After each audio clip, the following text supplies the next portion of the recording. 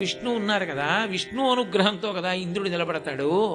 పైగా లౌకిక మర్యాదలో బంధుత్వాన్ని చూసినప్పుడు శ్రీ మహావిష్ణువుకి మేనల్లుడు కదా సుబ్రహ్మణ్యుడు. నారాయణ నారాయణి, నారాయణ పుంశబ్దం పురుషుడు, నారాయణి ఆడది, హంస హంసిని భార్యాభర్తలు, భైరవ భైరవి భార్యాభర్తలు, రుద్ర రుద్రాణి భార్యాభర్తలు, శంభు శాంభవి భార్యాభర్తలు, శివ శివాని భార్యాభర్తలు, నారాయణ నారాయణి అన్నా చెల్లెళ్ళు.